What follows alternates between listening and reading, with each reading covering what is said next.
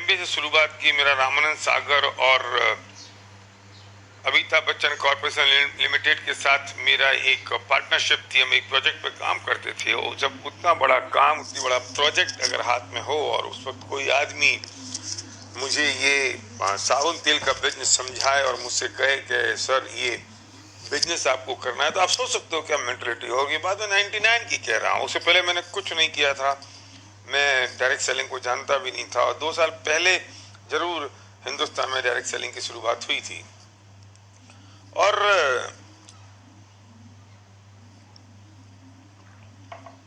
बहुत काम किया और आज मुझे 21 साल इंडस्ट्री में हो गए।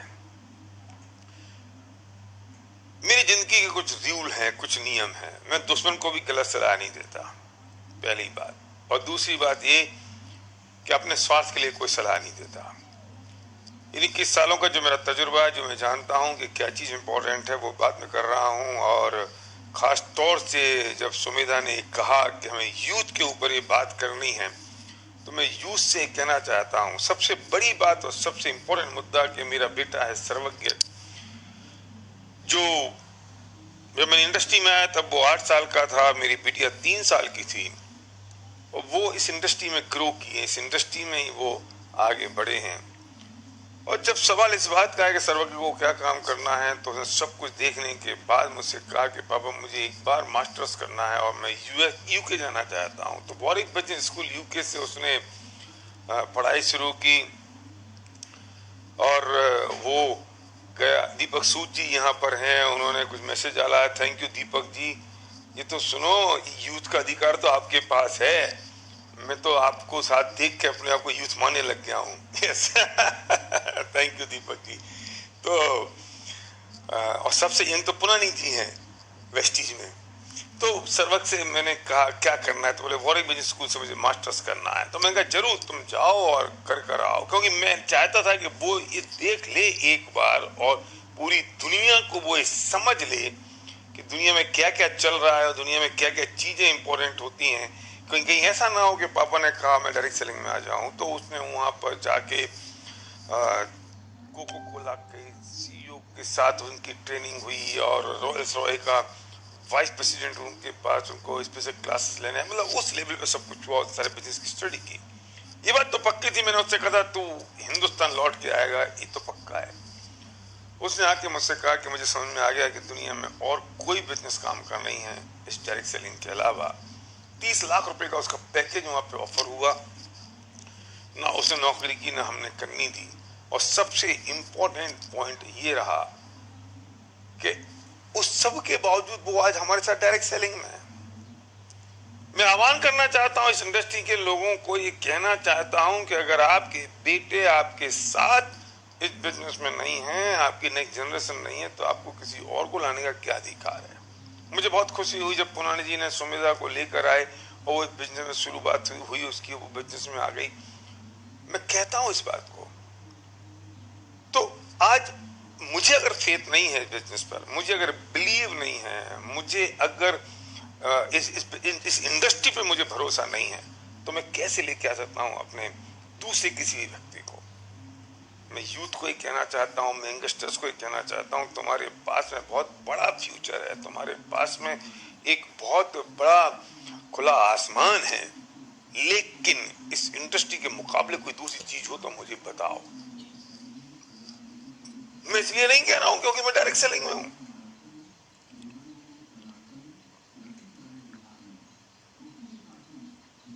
मैं इसलिए नहीं कह रहा हूं कि मैं इस इंडस्ट्री से प्यार करता हूं। मैं दो बातें बहुत इंपॉर्टेंट कहता हूं कि पहली बात तो बताओ कि डायरेक्ट सेलिंग जैसा कोई दूसरी चीज हो तो मुझे समझाओ, और दूसरी बात ये कि वेस्टीज जैसा कोई दूसरा प्लेटफॉर्म हो तो मुझे बताओ, मैं सुनना चाहता हूं। वो तुम्हारे पास अगर इतना बहुत बढ़िया तो मुझे बताओ ना, मैं सुनना चाहता हूं तुमसे, क्योंकि मैं बहुत ओपन माइंडेड हूं। मेरे बहुत सारे वीडियो यूट्यूब पे पड़े, मेरे चैनल पे how to choose direct selling company, और 1-2-3 दिन के अंदर मैं दोबारा एक और प्रोग्राम करना चाहता हूं कि डायरेक्ट सेलिंग कंपनी का चुनाव करना हो तो क्या करना चाहिए। आखिर जिंदगी निकल गई हमारी। मेरे पास कुछ लॉजिक्स हैं, मेरे पास कोई फंडामेंटल प्रिंसिपल और वैल्यूज हैं जिसकी वजह से मैं बात कर रहा हूं। ये मत समझना कि मैं वेस्टीज की बात इसलिए करता हूं क्योंकि मैं वेस्टीज में हूं, नहीं। मैं इसलिए वेस्टेज की बात करता हूं क्योंकि उसके जैसा कोई दूसरा प्लेटफॉर्म नहीं है, और उसके बहुत सारे रीजन है। आज टॉपिक ही नहीं है, इसलिए मैं इस टॉपिक पे बात नहीं कर रहा हूं कि वेस्टेज क्यों करना है। आज टॉपिक ये है कि यूथ को क्यों करना है। इंपॉर्टेंट पॉइंट ये है, क्यों मैं आप लोगों से कहना चाहता हूं। चलो एक काम करते हैं,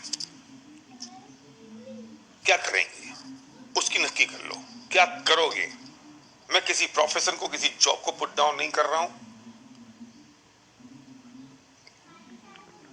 मैं किसी व्यक्ति को उसकी शान में कोई खिलाफत नहीं करना चाहता हूं।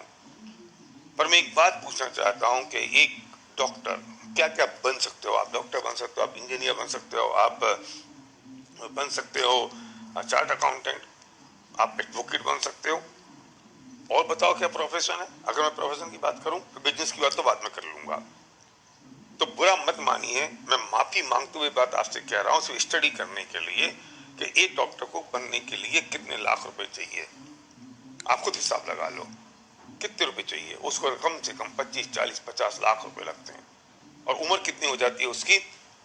ऐसा कहते हैं कि डॉक्टर तो आधे बुढ़ापे में शादी कर पाता है जब वो 30-35 साल का हो जाता है, क्योंकि उसको फिर MBBS करनी है, फिर MS करना है, फिर फलाना करना है, फिर टीम का करना है, फिर उसके बाद में उसको न जाने क्या क्या करना होता है, और फिर प्रैक्टिस करनी पड़ती है। और फिर जब वो प्रैक्टिस जब जमती है तब वो लगभग कोई 45 साल के आसपास हो जाता है। अच्छा, फिर एक एवरेज डॉक्टर की इनकम क्या है सोच लो। मुझे मुंह से मन नहीं बोलना है, आप सोच लो एवरेज डॉक्टर की इनकम क्या है।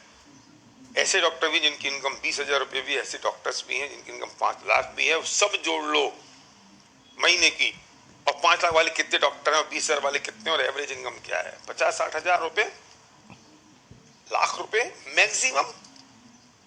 एक इंजीनियर के साथ हिसाब लगाओ कितने साल लगते हैं उसको, कितने रुपए लगते हैं। डॉक्टर, एक वकील को कितने साल लगते हैं, कितने रुपए लगते हैं, उसकी इनकम क्या होती है। एक चार्ट अकाउंटेंट का हिसाब लगाओ। तुम्हें जिसका लगाना है उसका लगा लो, और बिजनेसमैन का लगा लो। एक बिजनेसमैन को क्या होता है। कोई सज्जन कह रहे हैं लाख रुपए से क्या होगा। भाई साहब, मैं डायरेक्ट सेलिंग की बात नहीं कर रहा हूँ, लाख रुपए से क्या होगा मैं बात कर रहा हूँ प्रोफेशन में जो लोग कमाते हैं वो कितना कमा रहे हैं। अब मैं पूछता हूं कि एक बिजनेसमैन की दुर्दशा क्या होती है, कितना रुपया उसका लगता है। अगर उसके पास 5 से 10% अगर छूट जाए तो समझ लेना कि वो बहुत बड़ा बिजनेस चल रहा है, और ऐसे लॉकडाउन जैसी हालत हो जाए तो सारा खेल खत्म हो जाए। तो सोचने की बात यह है कि दुनिया के सारे बिजनेस, सारे प्रोफेशन, सब कुछ उठा लो तो तुम्हें समझ में आ जाएगा कि फिर डायरेक्ट सेलिंग उठाओ और फिर लगाओ हिसाब डायरेक्ट सेलिंग में कि क्या लगता है। 0 पैसा लगता है। नॉलेज तुम्हारी काम नहीं आती, अपलाइन की नॉलेज काम आती है। एक्सपीरियंस तुम्हारा काम नहीं आता, अपलाइन का काम आता है। तो फिर चाहिए क्या तुमको। तुम्हारा सिर्फ एक ड्रीम चाहिए, एक रीजन चाहिए, चाहिए जिसकी बात मैं आपसे करूंगा कि ड्रीम का मतलब क्या होता है और ड्रीम क्यों चाहिए। यस,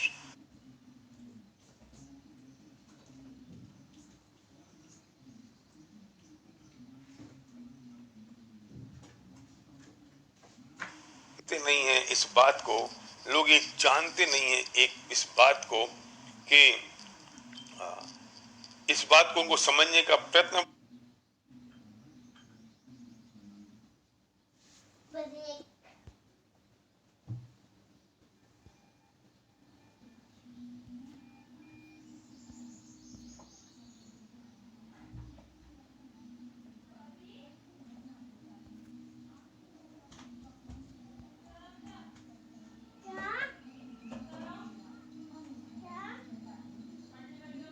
वो नहीं करते हैं कि ये पता है कि what is the philosophy of making money. अगर ये आप जानते हैं तो आप डायरेक्ट सेलिंग से कभी आप मुंह नहीं मोड़ सकते।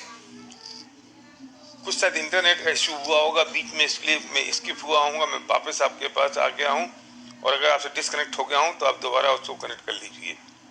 यस,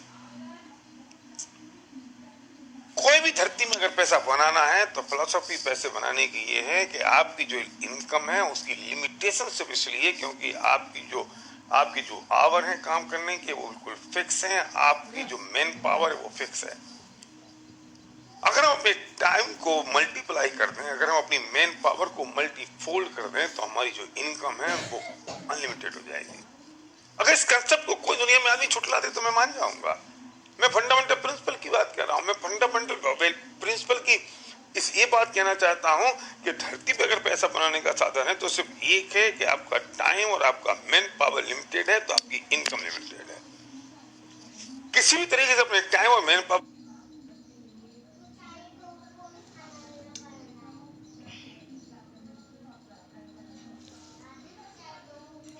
को अगर हम डुप्लीकेट कर दें, हम किसी भी तरह से अपने टाइम और मैन पावर को मल्टीप्लाई कर दें, तो आपकी इनकम मल्टीफोल्ड हो सकती है। और डायरेक्ट सेलिंग एक ऐसा कंसेप्ट है जिसमें अपने टाइम और मैन पावर को आप डुप्लीकेट कर सकते हो। और कोई कारण तो बताओ, और कोई जगह बताओ जहां अपने टाइम और मैन पावर को आप डुप्लीकेट कर सकते हो। मैं आपके साथ आने को तैयार हूं। और इसलिए दुनिया में 125 साल से इंडस्ट्री काम कर रही है और हिंदुस्तान में लगभग 98 से बिजनेस काम कर रहा है, 97 में भी। और वेस्टीज ने शुरुआत की 2004 में। और वेस्टीज ने जिस तरीके के साथ एस्टेब्लिशमेंट किया, मुझे बाली साहब, दीपक जी और कंवर जी के साथ कभी बैठा होता हूं तो वो बताते हैं कि हमने तीनों ने मिलके 10,000 रुपए सैलरी ली है शुरू में, और खर्चे के पैसे भी हमारे जेब से नहीं होते थे। हमने कितनी मुश्किलों से खड़ा किया। तो वो लोग जान सकते हैं सही में, जिनने वो दर्द सहन किया है, वो जान सकते हैं सही में इस बात के लिए कि बिजनेस शुरू कैसे किया जाता है। क्योंकि ये वो लोग नहीं हैं जिन लोगों जो कोई पैराशूट की तरह उतर के आए हों। आपके अपलाइन में कोई व्यक्ति ऐसा नहीं जो पैराशूट की तरह उतर के आया हो। उसने भी हरे रंग के फॉर्म पे अकेले ने साइन किया था और उसके बाद वो यहां तक पहुंचा है। ये सबसे इंपॉर्टेंट पॉइंट है। तो मैं यंगस्टर्स को अगेन ये बात कहना चाहता हूं कि डायरेक्ट सेलिंग मेरे लिए तो बहुत एक्साइटिंग कंसेप्ट है और मैं उसके लिए दीवाना हूं। मेरे लिए वो अब एक जुनून है। मेरे लिए ये बिजनेस, मैं सच बताऊं, मेरे लिए बिजनेस अब बन गया एक मिशन। और मैं ये चाहता हूं, बार बार ये बात मैं कहता हूं कि मुझे डायरेक्ट सेलिंग की परिभाषा बदलनी है, पर आप लोगों के साथ। अकेले मैं कुछ नहीं कर सकता। और दूसरी बात ये कि बहुत बेइज्जती हुई है इंडस्ट्री के लीडर्स की। लोगों ने बहुत मजाक उड़ाया है, लोगों ने बहुत ताने कसे हैं। मुझे एक एक लीडर को सेलिब्रिटी बनाना है। ये बात मैं कोई अपनी टीम की बात नहीं करता हूं, मैं इंडस्ट्री की बात करता हूं। मैं बात करता हूं वेस्टीज की, मैं बात करता हूं आपकी जो मुझे सुन रहे हैं, मैं उनकी बात कर रहा हूं। ये मैं अब इन चीजों से मेरा थॉट बहुत अलग है। मैं बात नहीं करता हूँ ये मेरा ग्रुप ही, मैं इसके साथ कर लूँ, मेरे लोग ऐसा कर जाए। नहीं, जब हम इंडस्ट्री की बात कर रहे हैं, जब हम हर व्यक्ति की बात कर रहे हैं, जब मैं बात कर रहा हूं हर एक ऐसे इंसान की जिसके पास एक सपने हैं, जिसके पास कोई ड्रीम है, जिसके पास कोई वजह है, तो हो गया काम। और यंगस्टर्स में अगर ड्रीम नहीं है तो किसके पास होंगे? आप किसी भी स्टेज पे हैं, चाहे आप कोई भी फील्ड में, आप किसी भी लेवल पर आपको एक स्ट्रॉन्ग बर्निंग डिजायर का होना बहुत जरूरी है। आपके पास सपनों का होना बहुत जरूरी है। ड्रीम एक ड्राइविंग फोर्स है। मैं लीडरशिप से कहना चाहता हूं, जो मुझे सुन रहे हैं वो डायरी पेन लेके सुनो। ये मैसेज लिखने में अपना समय खराब मत करो, क्योंकि मैसेज में आप एक ही बात लिख रहे होगे, sir thank you, good morning sir, excellent, बहुत बढ़िया, आई लव यू सर, आपको सुना है, ये बाद में भी लिख देना। अभी मेरी बात सुनो, जो मैं कह रहा हूं ध्यान से डायरी पेन ले लो, क्योंकि तुम्हारा सारा ध्यान उसको टाइप करने में चला जाएगा तो मेरी बात सुन नहीं पाओगे तुम। इंपॉर्टेंट बात यह है कि जिंदगी में ग्रोथ होने के लिए किसी भी फील्ड में, किसी भी जगह एक पेनफुल ड्रीम होना बहुत जरूरी है।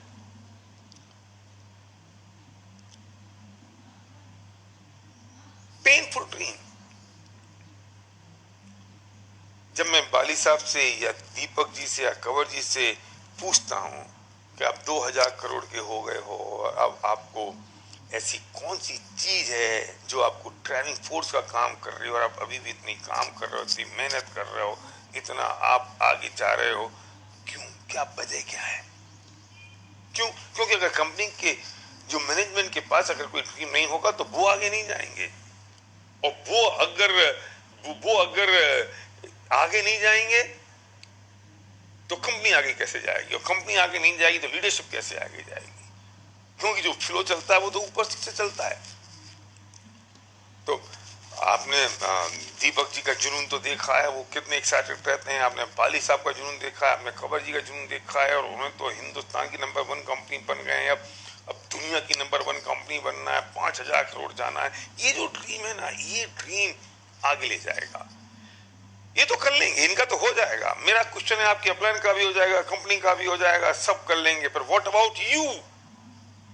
आपके पास वो कौन सा एक पेनफुल ड्रीम है?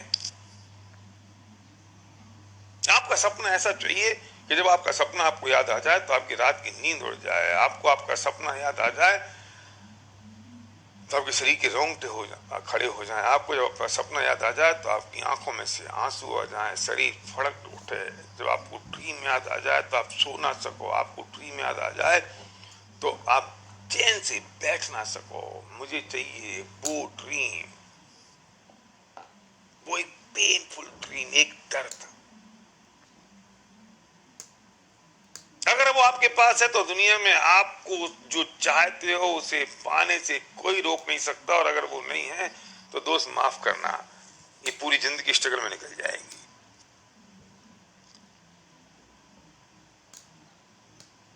मुझे तरस आता है उन लोगों में जो कहते हैं सपनों का बिजनेस नहीं, प्रोडक्ट्स का बिजनेस है।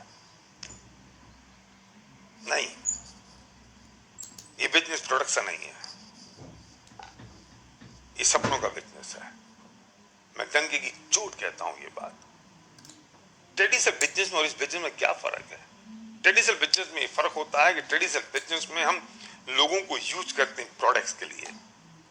चाहे हिंदुस्तान लीवर जैसी कंपनी है, उन्होंने लोगों को यूज किया, जॉब पे रखा, सेल्समैन बनाया, फलाना किया, टीम का किया, और अपने प्रोडक्ट्स को उन्होंने बेचा। लेकिन डायरेक्ट सेलिंग में हम प्रोडक्ट्स को यूज करते हैं लोगों के लिए।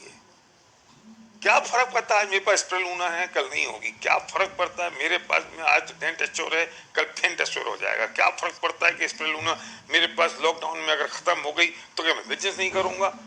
अगर मैं 100 पीवी के बिजनेस में हूं तो मैं स्प्रे लूना के बिजनेस में नहीं हूं, मैं 100 पीवी के बिजनेस में। इस कंसेप्ट को अच्छी तरह समझ लो। और मैं इस सब बातों को कहते हुए एक बात और कह देता हूं, जो बात मुझे शुरू में कहनी चाहिए थी, कि ये टीम वॉरियर ग्रुप के साथ मैं बात कर रहा हूं, पुरानी जी और उनकी पूरी टीम, जो पुरानी जी टॉप पर हैं, आपकी अपलाइन हैं, वो सब लोग इस बात को सुन रहे हैं। मैं जो बात कह रहा हूं उस बात में और आपकी अपलाइन जो बात कह रही है उसमें अगर कोई भी कंफ्यूजन हो तो आप अपनी अपलाइन की बात मानना, मेरी बात मत मानना। क्योंकि हो सकता है फंडामेंटल एक होंगे, और ये भी हो सकता है कि ये भी हो सकता है कि वो कुछ और बात सिखा रहे हो, मैं कुछ और बात सिखा रहा हूं। लेकिन आपका नुकसान तब हो जाएगा जब आप कंफ्यूज हो जाएंगे। और डायरेक्ट सेलिंग में अगर कंफ्यूजन हो जाता है तो आदमी का बिजनेस वहां खत्म हो जाता है। तो इसलिए डायरेक्ट सेलिंग में कंफ्यूजन नहीं होना चाहिए। तो मैं बहुत स्ट्रॉन्ग फंडामेंटल है कि आप जिनके साथ क्लोजली काम कर रहे हैं, आपकी जो अपलाइन है, वो जो बात कह रहे हैं, मैं जो बात कह रहा हूं, दोनों में अगर क्लैशेस नजर आए तो आप उनकी बात मानना, मेरी बात मत मानना। और दोनों की बात अगर सेम लगे तो आप दोनों बात को मान लेना। ये बहुत इंपॉर्टेंट पॉइंट है और ये डिस्क्लेमर है मेरी आपसे बात करने से पहले। यस, अब मैं आपसे कहना चाहता हूं कि हम किस बिजनेस में हैं। अगर मुझे महीने के 100 पीवी करने हैं और मुझे अगर कंसिस्टेंसी करनी है तो मुझे सिर्फ फर्क नहीं पड़ना चाहिए कि मेरे पास में आज स्पेल लूना है कि टेंटेसर अवेलेबल है कि नहीं है डीएलसीपी पर। क्योंकि मेरे जो सपने पूरे हो रहे हैं ये पीवी से हो रहे हैं। मैं स्पेलूना इसलिए नहीं खरीदता हूं क्योंकि बहुत सारे विटामिन और मिनरल्स हैं, माफ करिए, वो तो हैं ही, पर मैं स्पेलूना इसलिए खरीदता हूं क्योंकि उसमें पीवी है, और पीवी से मेरे घर में पैसा आता है। कोई दूसरा आदमी मुझे 10%, 20%, 25% सस्ती अगर स्पेलूना दे देगा तो मैं नहीं लूंगा। क्यों? क्योंकि मैं उससे पूछता हूं उसमें पीवी है क्या, वो कहेगा नहीं है। तो यही फर्क है। अगर मैं ट्रेडिशनल बिजनेस की बात करूं, मैं पतंजलि की, हिंदुस्तान लीवर की, पीएनजी की मैं बात करूं, तो उनके प्रोडक्ट्स और हमारे प्रोडक्ट्स में एक ही फर्क है कि उनके प्रोडक्ट्स में पीबी नहीं है और हमारे प्रोडक्ट्स में पीबीबी भी है।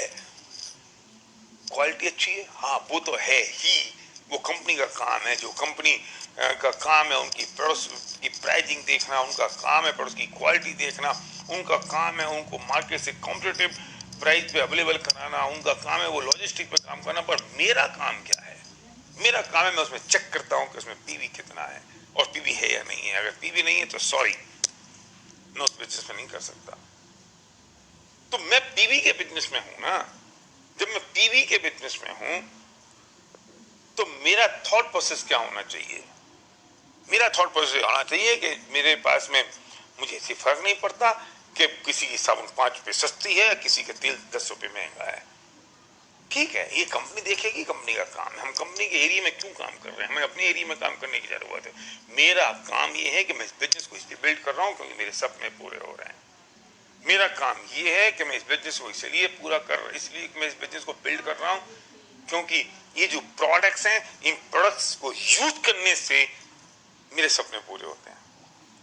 तो ट्रेडिशनल बिजनेस में लोगों को यूज करते हैं प्रोडक्ट्स के लिए, और डायरेक्ट सेलिंग में हम डायरेक्ट सेलिंग में हम प्रोडक्ट्स को यूज करते हैं लोगों के सपने के लिए, और ट्रेडिशनल बिजनेस में हम लोगों को यूज करते हैं प्रोडक्ट्स के लिए। जमीन आसमान का फर्क है।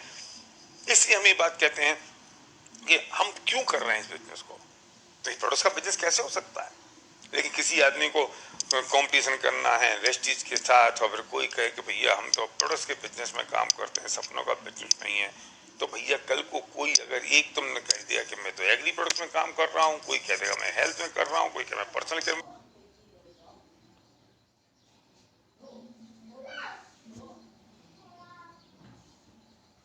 लॉकडाउन हो गया तो हमारे बिजनेस में फर्क क्यों नहीं पड़ा? क्यों? क्योंकि हमारा टारगेट तो पीवी है ना। हाँ, बस शर्त ये है, ये ध्यान रखना कि ये कंपनी की रिस्पॉन्सिबिलिटी बनती है, जैसे वेस्टीज इस तरह से निभा रहा है कि हम उसमें best of the best quality के products best of the best pricing के साथ अवेलेबल हों। तो मेरा फोकस और मेरा एटीट्यूड किस जगह जाता है, ये मुझे सोचने की जरूरत होती है। इसलिए मैं कहता हूं कि अगर आपके पास में एक स्ट्रॉन्ग बर्निंग डिजायर या पेनफुल ड्रीम नहीं है तो बहुत आगे आप नहीं जा पाओगे। फिर तो बिग बाजार भी कर रहा है ना प्रोडक्ट्स पे काम। हमारी यूनिकनेस क्या रही? हम लोगों की जिंदगियों में काम कैसे कर रहे हैं? हम कैसे काम कर रहे हैं लोगों की जिंदगियां जिससे चेंज हो सकती हैं? इस बात का ध्यान बहुत अच्छी तरह रखना पड़ेगा। मेरे पास कुछ लोग आते हैं, फोन करते हैं कि सर उनकी साबुन 5 रुपए सस्ती है। So what? डायरेक्ट सेलिंग में एक चीज काउंट नहीं करती। डायरेक्ट सेलिंग एक पैकेज है जिसमें बहुत सारी चीजें काम करती हैं, और बहुत सारी चीजों को उसमें जोड़ना पड़ता है और कंपेयर करना पड़ता है और देखना पड़ता है। तो इसलिए मैं कहता हूं ये बिल्कुल ड्रीम का बिजनेस है, सपनों का बिजनेस है। और मेरी खुशी का ठिकाना तब नहीं रहा जब मेरी पहली मुलाकात वाली साहब के साथ हुई, और मैंने उनसे पूछा कि ये बात है दिसंबर 12 2014 की, क्योंकि 15 अप्रैल में तो हम आए थे। मैंने उनसे पूछा कि आप क्या सोचते हैं बिजनेस किस चीज का है? अगर वो कहते थे बिजनेस प्रोडक्ट्स का है, we are making the good quality products, तो शायद मैं वेस्टेज में नहीं आता। ये उन्होंने बहुत स्पष्ट रूप से कहा कि ये business is a business of leadership, जो वो हर बार अपनी स्पीच में कहते हैं। तो मैंने उनसे हाथ मिलाया, मैंने कहा बस अब शायद मेरे फंडामेंटल और आपके जो फंडामेंटल है, जो प्रिंसिपल है, वो मैच कर गए। कंपनी का ओनर भी अगर ये बात कह रहा हो कि बिजनेस लीडरशिप का है, ये सपनों का बिजनेस है, तो हो गया काम। फिर तो थॉट एक डायरेक्शन में चली गई। यही कंसेप्ट है, फंडामेंटल समझने की जरूरत है हमें। इसलिए दोस्त, मेरा कहना यह है कि आपको डिसाइड करना पड़ेगा आप क्यों इस बिजनेस को बिल्ड कर रहे हैं। आपके लिए होमवर्क है, आज की शाम, आज की रात आपको अपनी पत्नी के साथ, बच्चों के साथ, अपनी फैमिली के साथ बैठ के लिखना है कागज पे आप इस बिजनेस को क्यों बिल्ड कर रहे हैं। लिखिए। और वो ड्रीम जो होंगे वो कैसे होने चाहिए वो समझ लीजिए। वो पर्सनलाइज होने चाहिए।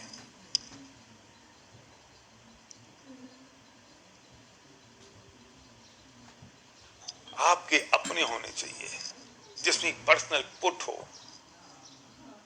आप ऐसा भी लिख सकते हो अच्छा बनने के लिए, गुड़ी गुड़ी बनने के लिए, कि मेरा ड्रीम है कि मैं चैरिटी करूं। हाँ, ये हो सकता है, पर ये पर्सनलाइज ड्रीम नहीं है। माफ करना, कोई भी आदमी, कोई भी व्यक्ति डोनेशन करना इसलिए पैसे नहीं कमाता, वो कमाता है तो डोनेट करता है। लेकिन आपको गुडी बनना है, अच्छा बनना है सबके सामने, इसलिए आप कहोगे मैं तो सब डोनेशन देना चाहता हूँ। तो सुनो, तुम डोनेशन देना चाहते हो, सुबह 5 बजे उठ के किसी को प्लान दिखाने नहीं जाओगे सर्दी के समय में। लेकिन अगर बच्चे की स्कूल की फीस भरनी होगी ना, तो रात भर नहीं सोओगे। इसलिए मैं कहता हूँ वो पर्सनल लाइफ चाहिए। जब तुम्हारे पास पैसा होगा तो डोनेशन तो तुम करोगे। इंपॉर्टेंट ये है कि तुम्हारा मुद्दा क्या है। मुद्दा ये है कि क्या वो ड्रीम पर्सनलाइज है। वो इतना डिफाइन होना चाहिए, जितना ज्यादा तुम डिफाइन कर सकते हो तुम्हें उतना डिफाइन करना होगा। तुम्हें डिफाइन करना होगा अपना ड्रीम उस स्तर तक जाके कि उसकी एक बारीक बारीक चीज को भी तुम विजुलाइज कर सको। अगर तुम्हें कहते हो कि तुम्हें एक मस्जिद चाहिए, तो मैं पूछता हूं कलर कौन सा होगा, अंदर का कलर कौन सा होगा, ब्रांड कौन सा होगा, वो जो मस्जिद होगी उसमें तुम जो परफ्यूम की बोतल लगाओगे वो कौन सी वाली लगाओगे, तुम अगर सीट कवर लगाओगे तो वो कौन से कलर के होंगे। तुम्हें यहां तक डिफाइन करना होगा कि अगर उसकी नंबर प्लेट होगी तो वो किस डिजाइन की होगी और किस तरीके से लगेगी। उसके लिए तुम्हें उनके शोरूम में जाना पड़ेगा, वहां बैठना होगा, उसकी खुशबू लेनी होगी, उसके साथ अपनी पिक्चर खींचनी होगी, विजुलाइज करना पड़ेगा अपने आप को कि मैं ड्राइव कर रहा हूं। तुम्हें फाइनेंशियल्स पे लिखना होगा कि कितना पैसे की आ रही है, कितना पैसे का इन्वेस्टमेंट इंस्टॉलमेंट होगी, कितने पैसे मैं उसमें दूंगा, वो तुम्हें लिखना पड़ेगा और चिपकानी पड़ेगी। तुम अगर चाहते हो कि तुम अपने मदर फादर को तीर्थ यात्रा पे भेजो तो उसे डिफाइन करना पड़ेगा। डिफाइन करो, उसे डिटेल में करो। वो ड्रीम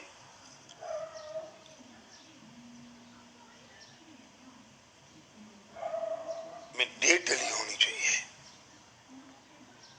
जब वो डेट डली होगी तो तुम्हारा गोल बनेगा। जब वो गोल बनेगा तो तुम्हारी स्पीड उससे तय होगी। कभी भी हो जाएगा, ऐसे नहीं होता। आप रेलवे स्टेशन की रेलवे का टिकट आपको चाहिए और आप रेलवे विंडो पर जाओ और उससे पूछो, कहो कि भाई साहब टिकट दे दो, वो पूछेगा कहाँ का दे दो, या कहीं का भी दे दो, कब का दे दो, या कभी का भी दे दो, कौन सी ट्रेन का दूं, किसी भी ट्रेन का दूं, दे दो, दे देगा, वो मिल जाएगी। पागल समझेगा वो आपको, वो कहेगा चलो चलो पीछे वाले को आने दो, जाने दो। आपको कितना स्पेसिफाई करना पड़ता है, कौन सी तारीख को जाना है, कौन सी स्टेशन में जाना है, किस जगह जाना है, क्या टिकट होना चाहिए, किस जगह कौन सा आपको कितने बजे की कौन सी क्लास में चाहिए, फिर वो आपको सीट नंबर लॉट करता है, कितना स्पेसिफाई होता है, कितना डिफाइन होता है, जाके आप सीट पे बैठ जाते हो, अपनी मंजिल पे पहुंच जाते हो। उतना डिफाइन करना पड़ेगा। हमने जिंदगी को रेलवे के टिकट से भी सस्ता समझ लिया है, हमारी प्रॉब्लम है। हमने उसे उससे भी सस्ता समझ लिया है।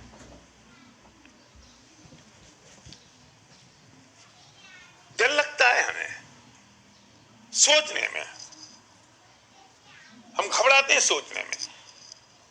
मैंने भी, मेरी बुक है 18 चैप्टर्स जो अमेजॉन पे अवेलेबल है, मैंने उसमें ड्रीम की डेफिनेशन लिखी है। मैं जब उस किताब को लिख रहा था, जब मैं ड्रीम की डेफिनेशन लिखने के लिए बैठा तो मुझे कहीं ड्रीम की डेफिनेशन नहीं मिली। आपको भी कहीं मिले तो मुझे बताना, मुझे जानने में खुशी होगी। तो मुझे 3 दिन लगे उस ड्रीम की डेफिनेशन को तैयार करने में, बनाने में 3 दिन लगे मुझे। और मैंने उसमें लिखा कि किसे कहते हैं ड्रीम। वर्तमान में असंभव सी दिखाई देने वाली चीज के बारे में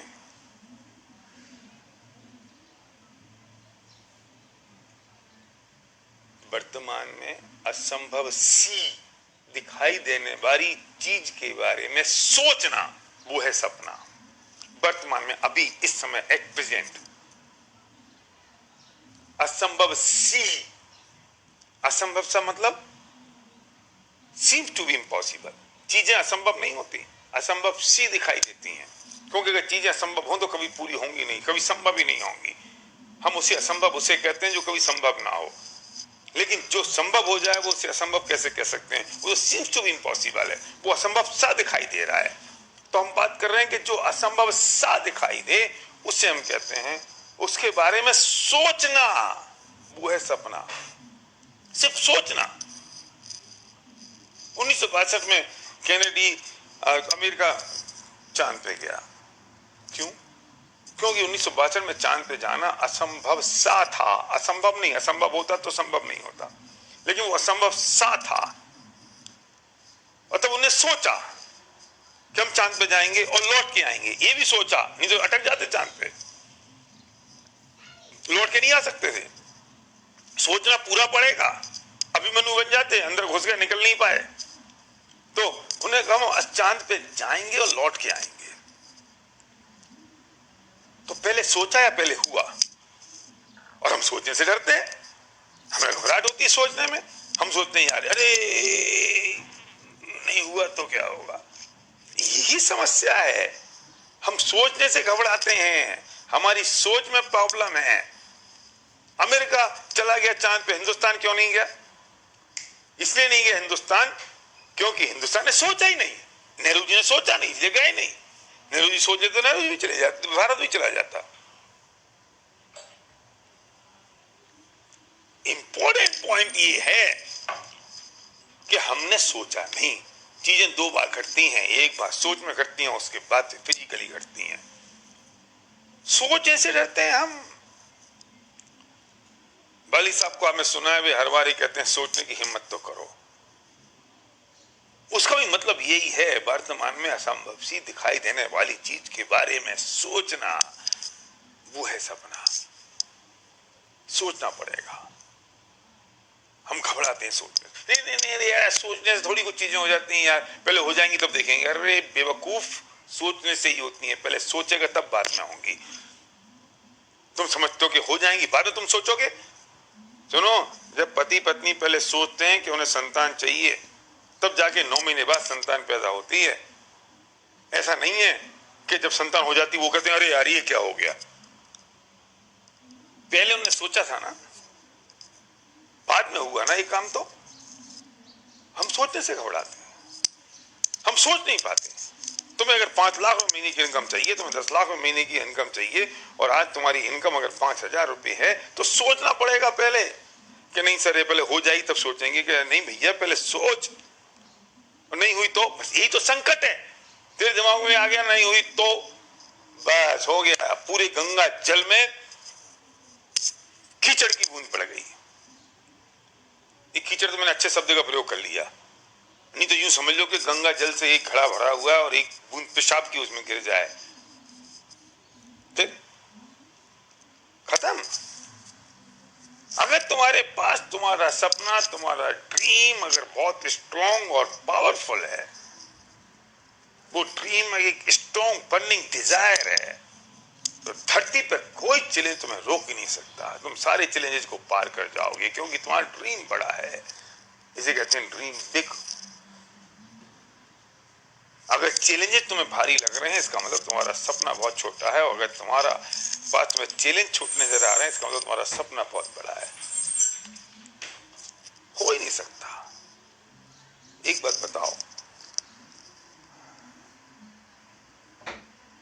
इस धरती पे सबसे बड़ा काम है किसी भी बच्चे को जन्म देना, इंसान का दुनिया में आना। और फिर सब पीड़ा क्या होती है, ये बात या तो वो माँ जान सकती है जो बच्चे को जन्म देती है, और या फिर भगवान जान सकता है। हम जैसे मर्दों की तो एक ताकत भी नहीं है, वो समझ भी नहीं सकते कि एक माँ को क्या दर्द होता है जब वो बच्चे को जन्म देती है। उसके 9 महीने कैसे करते हैं, कभी उसकी कल्पना की है आपने? एक पूरा जीता जागता इंसान ग्रो कर रहा है अंदर। वो आप सोच सकते हो कि वो अंदर ग्रो कर रहा है, और माँ पूरे 9 महीने कैसे काटती होगी। लेकिन जब वो थकी हारी रात को अपने कमरे में आती है और पूरा दर्द से परेशान होती है, तो अपने कमरे में लगे हुए एक सुंदर से प्यारे से नन्हे मुन्ने बच्चे का फोटो देखती है, उसकी सारी थकान खत्म हो जाती है। वो विजुलाइज करती है कि ये ऐसा बच्चा 9 महीने बाद मेरे आंगन में खेलेगा।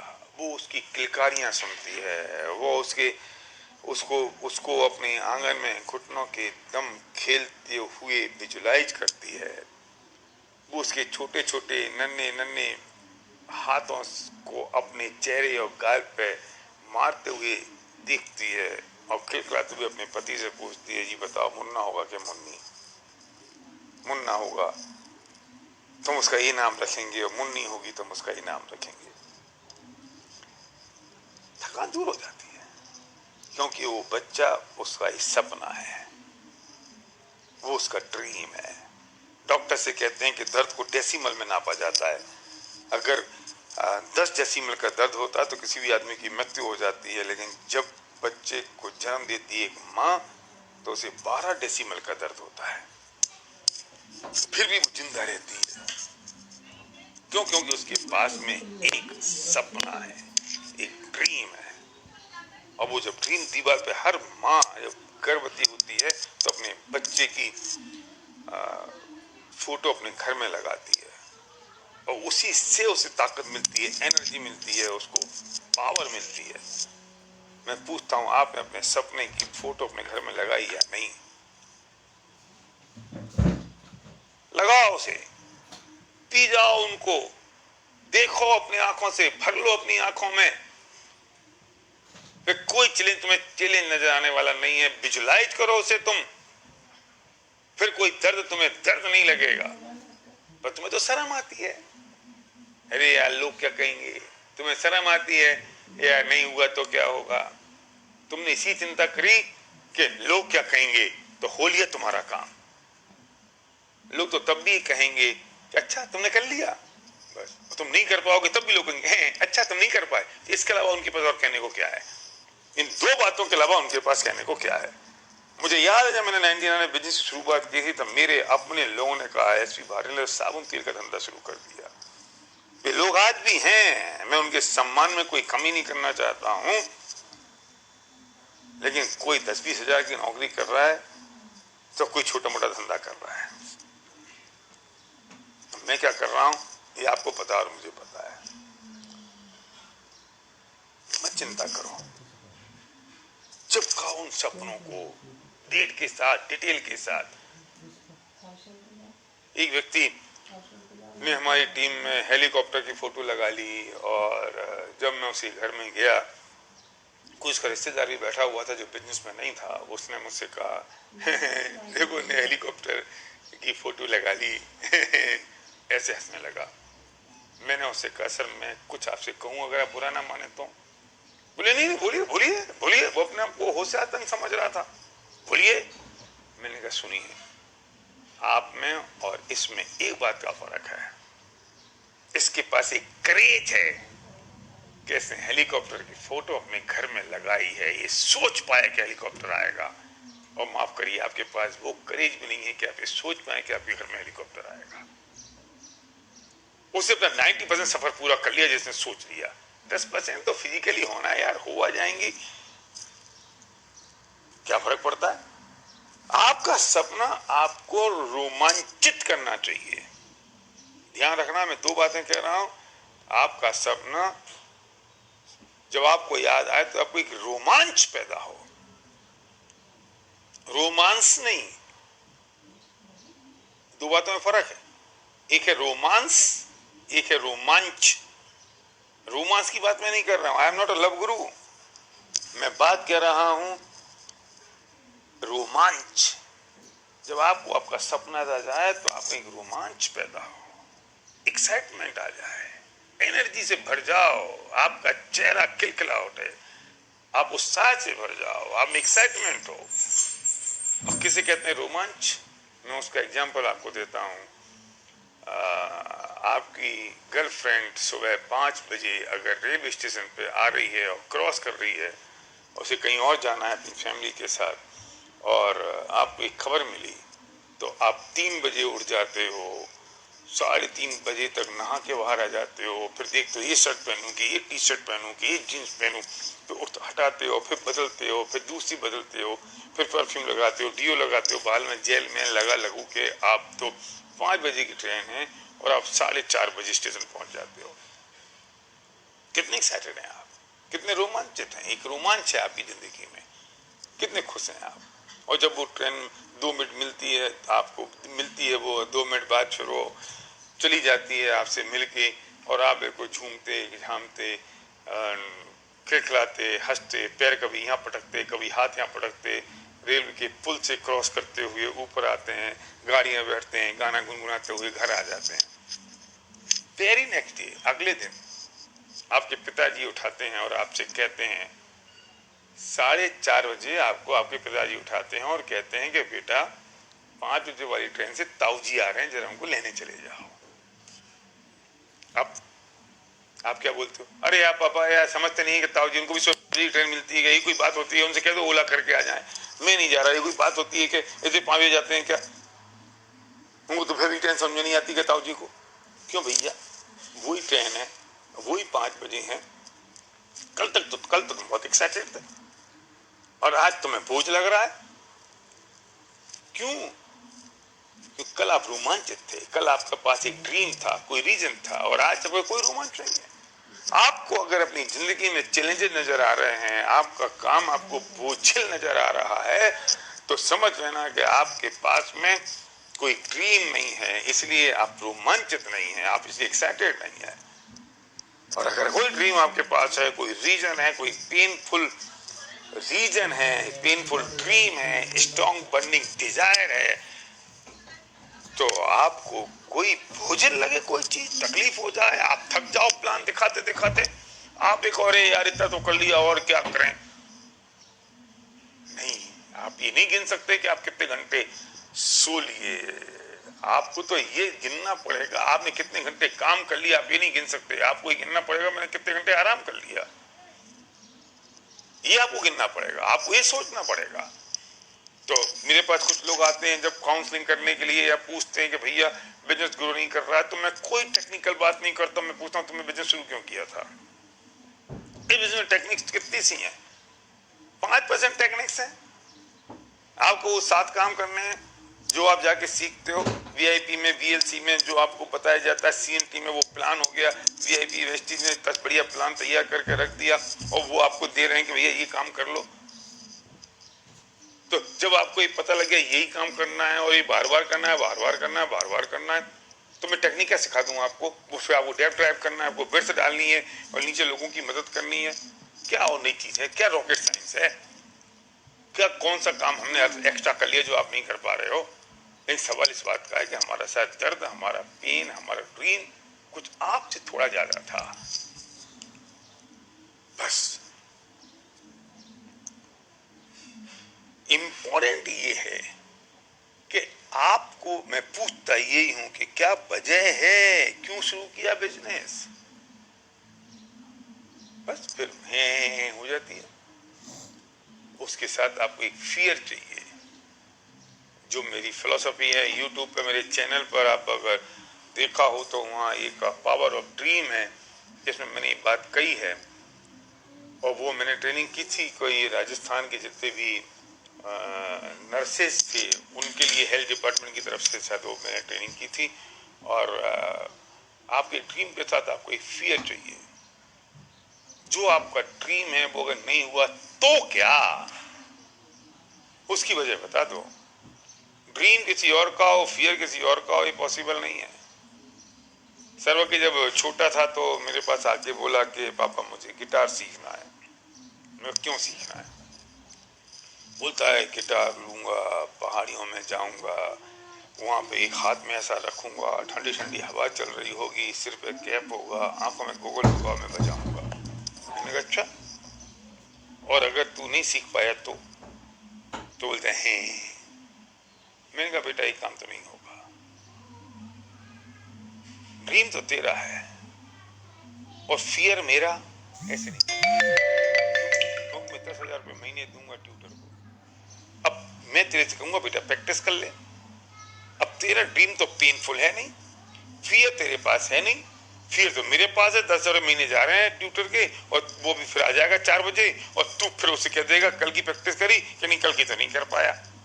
तो मैं तुझे प्रेशर करता रहूंगा, फिर तू इरिटेट होगा, फिर छोड़ के एक दिन बैठ जाएगा। ये काम होगा नहीं।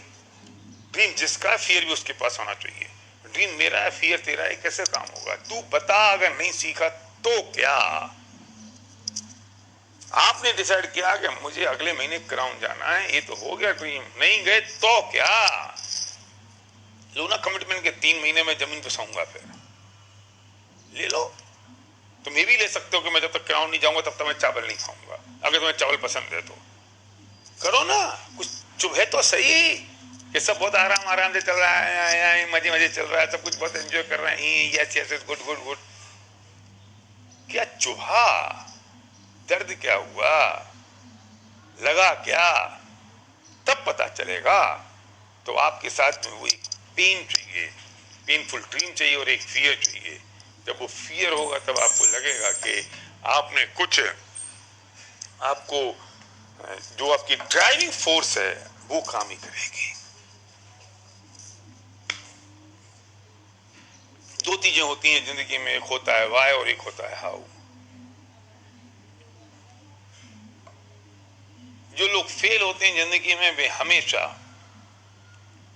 हाउ के बारे में बात करते हैं। जो सक्सेसफुल होते हैं वो लोग हमेशा वाई के बारे में बात करते हैं। जो लोग जॉब में होते हैं वो लोग हमेशा हाउ के बारे में बात करते हैं, और जो लोग बिजनेसमैन होते हैं बड़े, वो हमेशा वाई के बारे में बात करते हैं। एक बहुत बढ़िया बात कह रहा हूं, ध्यान से सुनिए, ध्यान से सुनिए। जो लोग ये जानते हैं काम क्यों करना है, वो उन लोगों को नौकरी पर रखते हैं जो ये जानते हैं काम कैसे होगा। नहीं समझ में आया?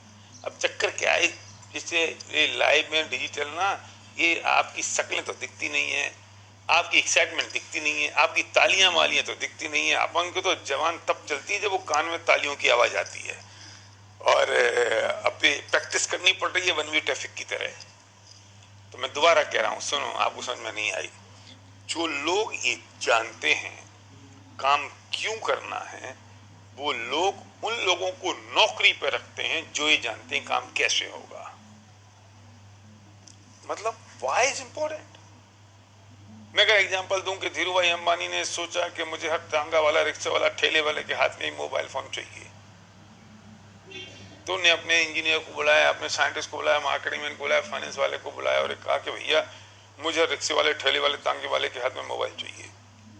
तो एक बोला सर ये कैसे होगा? तो उन्होंने कहा दिस इज योर जॉब। दूसरा बोला सर ये मुश्किल है। तो उन्होंने कहा रिजाइन योर जॉब। ये सुनने थोड़ी बुलाया तुम्हें कि मुश्किल है और ये नहीं हो पाएगा, मुझे चाहिए, कैसे होगा ये तुम बताओ,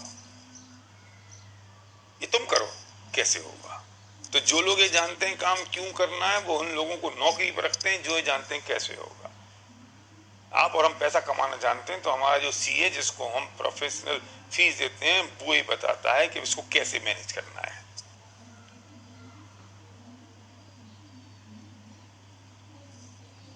आपको मछली चलानी नहीं आती, लेकिन मशीन खरीद सकते हो। कैसे चलानी है वो ड्राइवर चलाता है। व्हाई इज इंपॉर्टेंट और हाउ,